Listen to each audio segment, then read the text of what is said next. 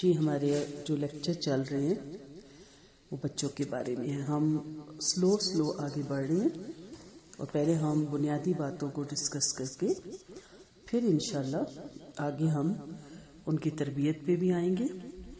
اور تربیت بھی کوئی نیا طریقہ نہیں، جو قرآن و سنت کے مطابق ہے، جو بچے کی تربیت کے اندر ہونا ضروری ہے ان کو ساتھ لے کے چلیں گے. بچہ کیا ہے؟ بچہ لڑکا ہو یا لڑکی اللہ کی عظیم نعمت ہے. زندگی کے گلشن کا مہکتا پھول ہے. خوشبو کو اپنے اندر سموئے ہوئے ایک بند کلی ہے. تمناؤں اور آرزوؤں کا محور اور مرکز ہے. کھلتا ہوا پھول، چمکتا ہوا تارا اور نکھرتا ہوا چودھویں کا چاند ہے. اسی لیے ہم نے روشن ستارے اپنے گروپ کا نام رکھا تھا. آنکھوں کی ٹھنڈک ہے، دلوں کا سرور ہے اور مستقبل کی کرن ہے. اسی لیے دعا سکھائی جاتی ہے، ربنا ہب لنا من ازواجنا و ذریاتنا قرۃ اعین وجعلنا للمتقین اماما. ہر نماز کے بعد یہ دعا ضرور پڑھ لیا کریں کہ میری جوڑے کو، میرے شوہر کو، میرے بچوں کو میری آنکھوں کی ٹھنڈک بنا دے اللہ تعالیٰ. زندگی کا محاصل خوش بختی کا نشان اور سرفرازی کی علامت ہے. بے قراری میں قرار، بے چینی میں چین، پریشانی میں سکون اور رنج و الم میں شادمانی ہے. ماں باپ کی زندگی، بھائی بہنوں کا پیار، گھر کی رونق، محلے کی زینت اور علاقے کی شان ہے یہ بچے. پھولوں کی خوشبو، باغوں کی ہریالی، چشموں کی روانی، آسمانوں کی بلندی اور سمندروں کی گہرائی ہیں یہ. معصومیت کا پیکر، بے گناہی کا نمونہ اور سادگی کا مجسمہ ہے یہ.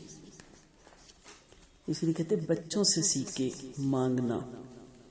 اور اس لیے کہتے ہیں کہ جب آپ وضو کریں تو جوانوں کی طرح، نماز پڑھیں تو بوڑھوں کی طرح، اور مانگے تو بچوں کی طرح. جیسے بچہ نہیں گڑ گڑا کے مانگتا. جس کے آرام کے لیے ہم تھکتے ہیں، جس کی نیند کے لیے ہم چھپتے ہیں اور جس کی تندرستی کے لیے ہم بیمار پڑتے ہیں، یہ ہیں بچے. مائیں ان کو سنبھالتے سنبھالتے خود بیمار ہو جاتی ہیں اور ان کو پالتے پالتے ان کی اپنی ہڈیاں ختم ہو جاتی ہیں. بچے وہ ہیں جن کے لیے نبیوں اور بزرگوں نے بھی تمنائیں کی اور دعائیں مانگی.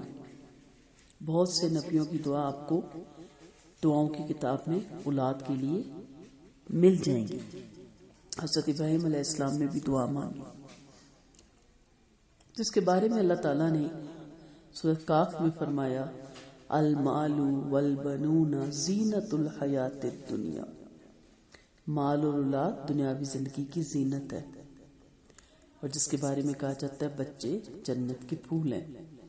کیوں؟ کیونکہ معصوم ہوتے ہیں، دل کے صاف ہوتے ہیں. ادھر لڑے ادھر صلح. ہماری تو لڑائی ہو جائے تو 10 سال صلح نہیں ہوتی. ہم تو بھولتے ہی نہیں بات کو، انا کا مسئلہ بنا لیتے نا. بچوں میں انا نہیں ہوتی، ہم ڈالتے ہیں. ہم ان کی غلط تربیت کر کے ان کی اندر شیطان والی انا ڈالتے ہیں. خود ہی ڈالیں، خودداری ڈالیں، لیکن انا شیطان والی نہ ڈالیں، انانیت نہ ڈالیں ان میں. کیونکہ ہر بچہ اپنے بچپن اور شباب سے گزرتا ہوا زندگی کے رواں دواں قافلے میں شامل ہوتا ہے. بچے ہی جوان ہو کر سماج کی مختلف اکائیوں کی شکل میں سامنے آتے ہیں. کوئی امیر، کوئی غریب، کوئی بادشاہ، کوئی محتاج، رعایا، کوئی قاتل، کوئی مقتول، اللہ نہ کرے کوئی فسادی اور فتنہ پرور بن کر ابھرتا ہے، تو کوئی ہادی اور اصلاح کرنے والا. یہ ہمارے ہی بچے ہوتے ہیں نا، ہم انسانوں ہی کے. ہمارے گرد و پیش کے یہ چلتے پھرتے انسان کل بچے تھے. میں بھی بچی تھی، آپ بھی بچی تھی. انہی میں سے کچھ جھگڑالو اور خونی بنے. وہ بھی بچے ہی تھا، ایک وقت تھا. اور انہی میں سے لوگوں کو بھلائی کی تنقید کرنے والے بھی بہت سے بنے. نام میں نہیں لوں گی، آپ سب جانتی ہیں کہ کس قدر دین کا کام کر رہے ہیں کچھ لوگ. وہ بھی پہلے بچے ہی تھے. جن بچوں کو ماں باپ اور قریبی ماحول کی اچھی تربیت نصیب ہو گئی وہ سماج کا بہترین انسان بن گئے، اور جس بچے کو نشو و نما کے مراحل میں اچھی تربیت اور رہنمائی نہ مل سکی وہ بے راہ روی کا شکار ہو کر غلط راستے پہ چل پڑی. ایک مشہور واقعہ ہے کہ جب ایک ڈاکو کو سزائے موت ہوئی تو اس کی آخری خواہش تھی کہ میں اپنی والدہ سے ملنا چاہتا ہوں.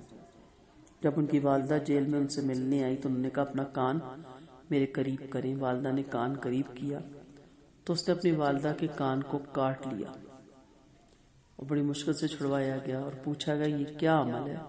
تو اس نے کہا کہ جب پہلی دفعہ آپ کے کان میں آواز پڑی تھی کہ میں اسکول سے پینسل چرا کے لایا تھا تو آپ اگر اس وقت اس آواز پہ دھیان دیتی اور میرے ہاتھ سے پینسل لے لیتی اور مجھے سمجھاتی تو آج میں اس راستے پہ نہ چلتا.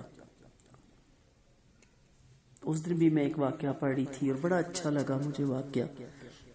میں نے سینڈ بھی کیا تھا اپنے مختلف گروپ میں کہ ایک بچے نے اسکول کی دیوار پہ تھا کہ یہاں کچھ نہیں لکھنا تو اس بچے نے اسکول کی دیوار پہ کچھ لکھ دیا.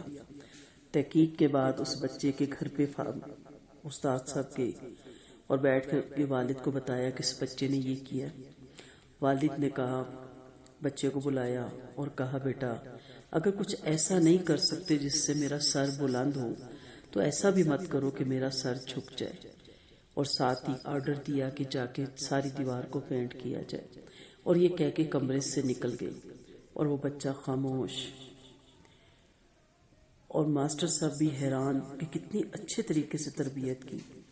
اور ماسٹر صاحب بھی اسکول واپس آ گئے اور دوسرے دن وہ بچہ اتنا بہترین بچہ بن کے داخل ہوا کلاس میں. اور پھر وہ کہتے ہیں ان کے ٹیچر کے مسلسل پھر وہ نمبر لیتا تھا اور ٹاپ کرتا تھا. یہ ہوتا ہے کردار ماں باپ کا کہ ہمیشہ اچھی بات کہنا، اچھے طریقے سے کہنا. تو ہر قوم اور ملک کے مستقبل کا دار و مدار اس کے ہونہار بچوں پر ہے. آج کے بچے کل کے معمار یا تخریب کار آپ کے ہاتھ میں ہے. یہ دونوں چیزیں.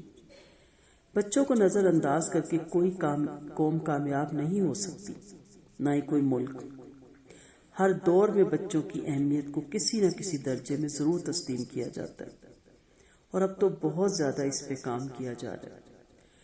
بچوں کی اہمیت اس اعتبار سے تو ہے ہی کہ وہی بڑے ہو کر سماج کے رکن کی حیثیت سے سامنے آتے ہیں، لیکن اس حیثیت سے بھی ان کی بڑی اہمیت ہے کہ وہ اپنے بچپن میں بھی اپنی صلاحیتوں سے ملک اور ملت کو مستفید کرتے ہیں.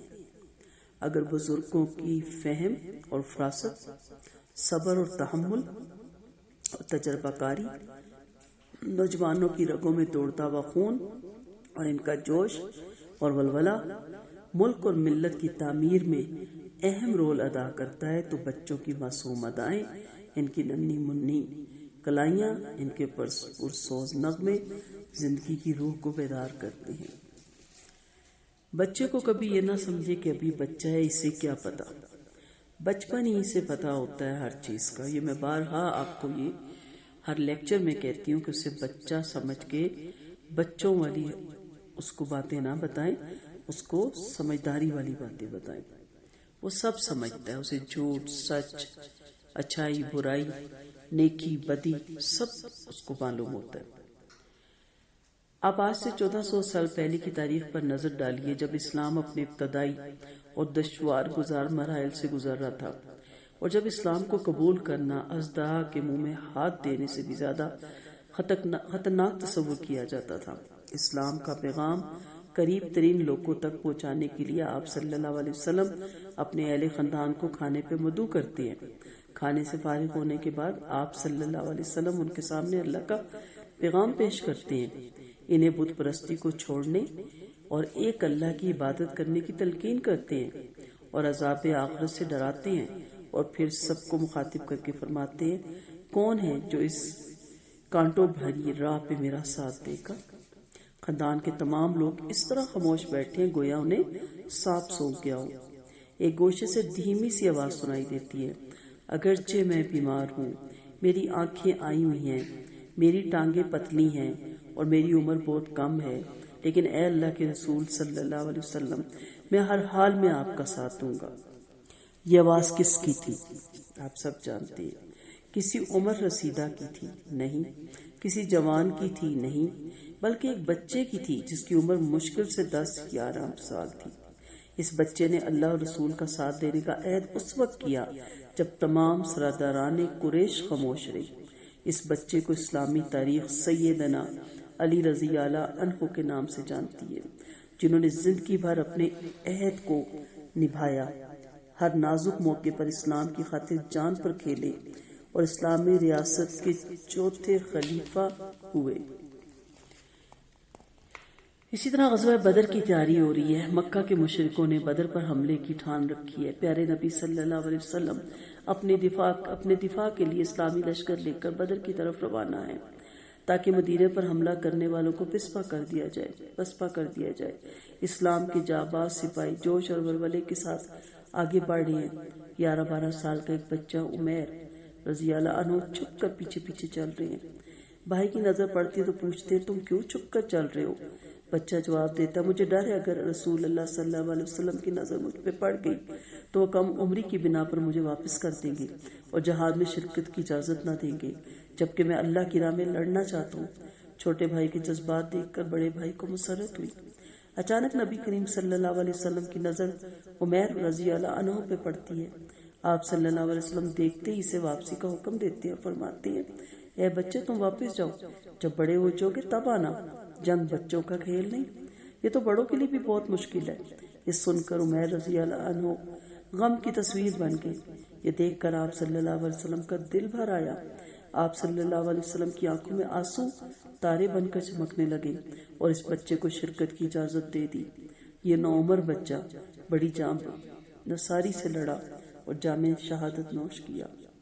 اور کیا آپ کو معلوم نہیں کہ جب 2 ننھے منھے بھائیوں نے ابو جہل کی گردن کاٹی تھی؟ غزوہ بدر کی تیاری مکمل ہو چکی۔ آپ صلی اللہ علیہ وسلم اسلامی لشکر کی صف بندی کر رہے ہیں۔ سامنے کفار کا آنی لشکر کھڑا ہے۔ سیدنا عبد الرحمن بن عوف رضی اللہ عنہ کے دائیں بائیں 2 سگے بھائی کھڑے ہیں جن کا شمار ابھی بچوں میں ہوتا ہے۔ جب مارکہ آرائی شروع ہوتی ہے تو ایک بھائی چپکے سے سیدنا عبد الرحمن رضی اللہ عنہ سے پوچھتا ہے کہ مجھے بتائیے ابو جہل کون ہے؟ دوسرا بھائی بھی چپکے سے پوچھتا ہے کہ چچا جان ابو جہل کہاں ہے؟ سیدنا عبد الرحمن رضی اللہ عنہ ابو جہل کی طرف اشارہ کر دیتے ہیں۔ یہ دونوں بچے صفے چیرتے ہوئے بجلی کی طرح اس کی طرف کودتے ہیں اور لپک کر ایک دوسرے سے پہلے ابو جہل کا کام تمام کر دیتے ہیں۔ دونوں بچے کی حملوں کی تاب نہ لا کر لشکر کفار کا سردار زمین پہ ڈھیر ہو جاتا ہے۔ دونوں دوڑ کر آپ صلی اللہ علیہ وسلم کے پاس واپس پہنچتے ہیں اور ابو جہل کے قتل کی خوشخبری سناتے ہیں۔ شوق جہاد میں دونوں بچے اس عظیم کارنامے کو اپنی اپنی طرف منسوب کرتے ہیں۔ اللہ کے رسول صلی اللہ علیہ وسلم تلوار کی طرف نظر اٹھاتے ہیں تو دیکھتے ہیں کہ دونوں کی تلواریں خون میں لت پت ہیں۔ دونوں بچوں کو شاباش دی اور ان کے حق میں کلمہ خیر فرمایا۔ 1 سال کے بعد مشرکین دوبارہ مدینہ پر یلغار کرتے ہیں۔ آپ صلی اللہ علیہ وسلم اپنے ساتھیوں کو لے کر ان کے مقابلے کے لیے نکلتے ہیں۔ جہاد میں شرکت کے لیے 2 بچے بھی خوشی خوشی جا رہے ہیں۔ آپ انہیں دیکھتے ہیں، واپسی کا حکم دے دیتے ہیں۔ ان میں ایک بچہ رافع بن حدیث ایڑیوں کے بل کھڑا ہو جاتا ہے۔ میں اگر نام غلط لوں تو مائنڈ نہ کیجیے گا، عربی کے نام لینے تھوڑا مجھے مشکل لگتے ہیں۔ اور کہتا ہے اللہ کے رسول صلی اللہ علیہ وسلم میں تو بڑا ہوں۔ پیارے نبی کریم صلی اللہ علیہ وسلم کو اس کی صدا پر بڑا پیار آیا اور آپ نے اسے جہاد میں شرکت کی اجازت دے دی۔ ایک دوسرا بچہ سمرہ بن جندب دوڑا آتا ہے اور کہتا ہے اللہ کے رسول صلی اللہ علیہ وسلم اگر آپ نے رافعہ کو جہاد میں شرکت کی اجازت دی تو مجھے بھی دیجیے، میں اس سے بھی زیادہ طاقتور ہوں، میں اس کو کشتی میں بچھاڑ دیتا ہوں۔ پیارے نبی کریم صلی اللہ علیہ وسلم نے دونوں کی کشتی کروائی۔ واقعی سمرہ رافعہ کو گرا دیتا تھا اور اللہ کے رسول صلی اللہ علیہ وسلم نے سمرہ کو بھی شرکت کی اجازت مرمت فرمائی۔ یہ واقعہ سنانے کا مقصد کیا ہے کہ یہ بچے ہی تو تھے۔ یہ سیدنا مصعب بن عمیر رضی اللہ عنہ ہیں جو بھی نوجوانوں میں شمار کیے جاتے ہیں۔ نہایت عیش و عشرت کی زندگی گزار رہے ہیں۔ مشہور ہے کہ امیر اور قریب اور دولت مند ہونے کے ساتھ ساتھ نفاست پسند اس قدر تھے کہ جس لباس پر مکھی بیٹھ جاتی اسے دوبارہ نہیں پہنتے تھے. جس گلی سے گزرتے تھے وہ گلی معطر ہو جاتی تھی. گھر پر ہر قسم کے سامان عیش اور آرائش کی فراوانی ہے. یہ سرمایہ دار گھرانے کا بیٹا جب اسلام قبول کرتا ہے تو اس کی عیش و عشرت کی زندگی اس سے چھین لی جاتی ہے. اسے مصیبت اور تنگی کی چکی میں پیسا جاتا ہے. لیکن اسلام کا یہ شدائی فقر و فاقہ کو ترجیح دیتا ہے اور اسلام کے لیے ہر وقت ہر آزمائش کا خندہ پیشانی سے استقبال کرتا ہے. یہاں تک کہ جب اللہ کے راستے میں شہید ہوتا ہے تو اس کے پاس کفن کے لیے بھی کپڑا نہیں ہے. اللہ اکبر. استعمال میں آنے والی ایک چھوٹی سی چادر ہے, چھوٹی بھی اتنی کہ سر ڈھانپتے تو پیر کھل جاتے اور پیر ڈھانپتے تو سر کھل جاتا ہے. یہ دیکھ کر پیارے نبی کریم صلی اللہ علیہ وسلم اور صحابہ رسول کی آنکھوں میں آنسو آ جاتے ہیں اور فرماتے ہیں کہ سر ڈھانپ دیا جائے اور پیروں پہ گھاس رکھ دی جائے. وہ بھی ایک جوان تھے نا. کن کے ہم واقعات پڑھے جن کو اللہ نے سرٹیفکیٹ دیا رضی اللہ عنہ و رضوا عنہ. سلطان صلاح الدین ایوبی رحمت اللہ علیہ جس نے اسلامی تاریخ پر اپنی عظمت اور شوکت کے نقوش ثابت کیے. اپنے بچوں کو پڑھایا کریں, یہ چیزیں سنایا کریں ان کے واقعات. ابھی نہ عمری ہی میں تھے عیسائی فوجیں رہا پر قبضہ کر کے مال اور اسباب لوٹ کر عورتوں کو پکڑ کر لے جاتی ہیں. یہ ظلم دیکھ کر یہ نوعمر صلاح الدین ایک ترکی بوڑھے کو لے کر سلطان عماد الدین زنگی کے پاس پہنچتے ہیں. عیسائیوں کے مظالم سے بادشاہ کو آگاہ کرتے ہیں, اس کی اسلامی حمیت اور غیرت کو بیدار کرتے ہیں اور رو رو کر مدد کے لیے فریاد کرتے ہیں. نیک دل بادشاہ نور الدین زنگی کو ان حالات کا علم ہوتا ہے تو تمام فوجوں کو جمع کرتا ہے, انہیں رہا کے حالات سناتا ہے اور جہاد پر ابھارتا ہے اور اعلان کرتا ہے کہ کل صبح میری تلوار رہا کے قلعے پر لہرائے گی, تم میں سے کون میرا ساتھ دے گا.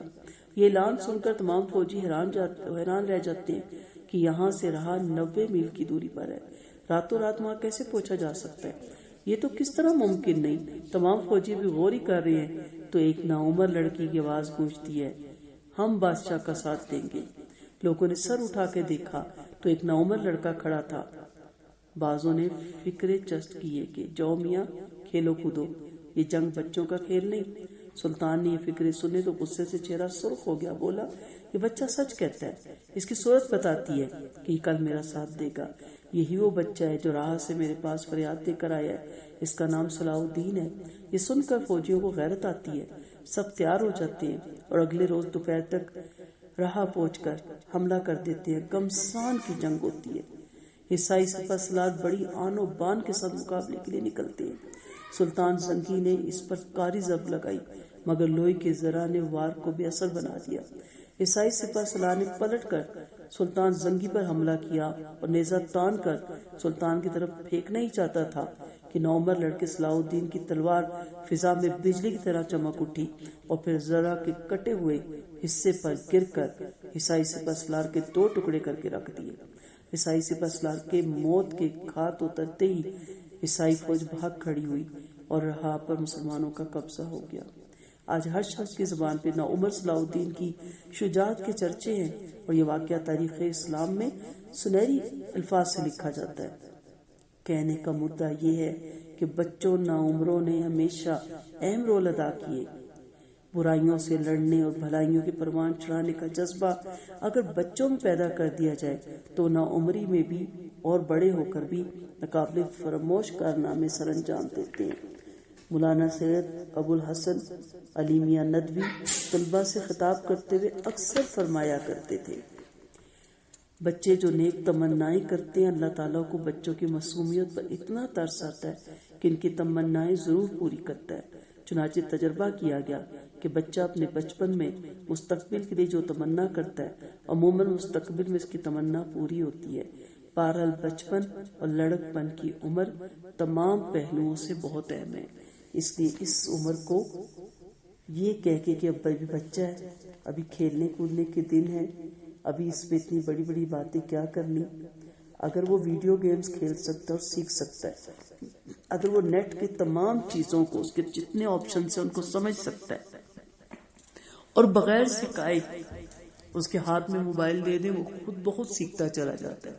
اکثر ہمارے یہاں ڈسکس کیا جاتا ہے کہ میں نے تو بچوں سے موبائل دور رکھا ہے پھر بھی انہیں سارا اور اس کا پتہ ہے کیونکہ ذہین ہوتے ہیں. اگر وہ یہ سب کچھ سیکھ سکتے ہیں بچپن ہی میں تو وہ پھر اسلام کی باتیں کیوں نہیں سیکھ سکتے؟ یہ ہماری کمی ہے، ہماری کوتاہی ہے، ہماری لاپرواہی ہے. ہم سے اس کے بارے میں پوچھا جائے گا. بچہ کیوں نہیں نماز سیکھ سکتا؟ بچہ کیوں نہیں دعائیں سیکھ سکتا؟ وہ سیکھ سکتا ہے. چھوٹے بچے کیوں نہیں لڑکے اذان دینا سیکھ سکتے؟ وہ سیکھ سکتے ہیں. اگر اذان کی جو فضیلت ہے، اس کے جو اجر ہیں، اگر آپ اپنے بچے کو ایک دفعہ سنا دیں تو میں مان ہی نہیں سکتی کہ بچہ اذان دیے بغیر رہ جائے. کیوں نہیں بچے جماعت کے ساتھ نماز پڑھتے؟ کیونکہ ہمارے گھر کے مرد نہیں پڑھتے. جب مرد نہیں پڑھتے، باپ نہیں پڑھتا تو بچوں میں یہ چیز نہیں آتی، بڑا بھائی نہیں پڑھتا تو چھوٹے بچے میں یہ چیز نہیں آتی. کیوں نہیں ہمارے بزرگ بچوں کے ہاتھ پکڑ کے انہیں مسجد میں لے کے جاتے؟ کیوں نہیں مائیں ان کو تیار کر کے مسجد کی طرف بھیجتی؟ کیوں ان کو مساجد سے دور کیا ہوا ہے؟ کیوں ان کو اللہ کے ذکر سے، اذکار سے، واقعات سے دور کیا ہوا ہے؟ ہم ہر الٹی سیدھی چیز لگا کے ان کو دے کے چلے جاتے. کیوں نہیں ان کو ہم درس لگا کے دے کے جاتے؟ کیوں نہیں اپنے ساتھ ان کو بٹھاتے کہ آؤ بیٹا کتنی اچھی بات کر رہے ہیں فلاں اسکالر، سنو. اور ہم کہہ بھی سکتے ہیں ان کو کہ ہمیں نہیں سمجھ آ رہی، آپ ذرا ہمیں سمجھا دیں. ہمارے الہدا میں ایک بچی نے ایڈمیشن لیا. اس نے بعد میں یہ واقعہ ہمیں بتایا کہ میری والدہ بہت ذہین، بہت قابل خاتون ہے، اور میں دین کی طرف آئی تو انہیں یہ چیز کچھ بہتر نہیں لگی، وہ تھوڑی اریٹیٹ ہونے لگ گئی. تو اس نے کیا طریقہ اختیار کیا جانتے؟ وہ کہتی جب میں یہاں سے جاتی تھی تو میں پریشان بیٹھ جاتی تھی تو امی کہتی تھی کیا بات ہے، کیوں منہ بنایا ہوا ہے؟ تو میں کہتی تھی مجھے سمجھ نہیں آیا آج جو پڑھایا گیا. کہتی تھی لاؤ ادھر مجھے تو کیا نہیں سمجھ آیا. ظاہر اسکالر تھی، ذہین تھی، قابل تھی، 1 منٹ میں بتا دیتی تھی. کرتے کرتے کرتے ان کا ڈیولپ ہونے لگ گیا شوق، اور انہوں نے خود بھی پھر داخلہ لے لیا. میری اپنی ایک اسٹوڈنٹس تھی اور ان کی چھوٹی بہن دین سے ذرا دور تھی، تو جو بڑی بہن تھی وہ بہت دین سے قریب تھی. اب ماشاءاللہ اپنے گھر کی ہیں، باہر بھی آ کے گئی ہیں. اللہ تعالیٰ ان کو اور ان کے بچوں کو بہت خوش رکھے. بہت اچھی میری اسٹوڈنٹس تھی وہ. تو میں نے ایک ہی طریقہ پکڑا. میں نے جب فیل کیا کہ ان کی بہن بہت لائق اور ذہین ہے تو میں نے انہیں بلا کے ریکویسٹ کی. میں نے کہا اس طرح جو میڈم کی دوسرے پارے کی کیسٹس ہے وہ میں نے لکھنی ہے، کیونکہ اس میں طلاق، خلا، عدت اور یہ اتنے بہترین ڈیپلی احکامات پہ وہ بولی ہیں تو میں بار بار سنتی ہوں. تو ایک دفعہ مجھے لکھ دو تو میرے پاس ڈائری، یہ آج سے تقریباً 18 سال پہلی میں بات بتا رہی ہوں. میں نے اس کو کیسٹیں دے دی اور ڈائری دے دی. اس نے لکھا لکھا لکھا، لکھتے لکھتے لکھتے اس کا دین کی طرف رجحان ہو گیا اور اس نے پھر الہدا میں داخلہ لیا اور کورس کیا. وہ ڈائری آج بھی میرے پاس موجود ہے. اس میں خلا کے احکامات سارے. آپ بھی تو طریقے کر سکتی ہیں نا، آپ اپنے بچوں کو راغب کر سکتی ہیں. اب تو بہت کام ہو رہا ہے، بہت زیادہ کتابیں آ گئی ہیں. آپ کتابیں پڑھیں، نفسیات بچے کی جانیں. میں تو ایک سمپل سی خاتون ہوں، اپنے تجربے کی بنا پہ تھوڑا بہت جو مجھے سمجھ آتا ہے میں آسان لفظوں میں آپ کی گوشہ گزار کرتی رہوں گی. لیکن آپ خود بھی کوشش کریں، کتابیں پڑھیں. بچوں کے بارے میں بہت سا مواد ہے وہ ضرور پڑھیں. بچوں کی نفسیات بھی پڑھیں. انشاءاللہ زندگی رہی تو آپ کو ایک لیکچر ملے گا جس میں نبی کریم صلی اللہ علیہ وسلم نے آپ کو راعی کہا ہے، چرواہا، اور کہا گیا کہ ہر چرواہا جو اس کے پاس اس کا ریوڑ ہوتا ہے اس کا وہ جواب دی ہے. تو وہاں میں آپ کو بتاؤں گی کہ پھر کس طرح آپ نے اپنے بچوں کی نفسیات کو سمجھنا ہے. زندگی رہی اللہ نے چاہا تو. دعاؤں میں یاد رکھیے گا. السلام علیکم ورحمۃ اللہ وبرکاتہ.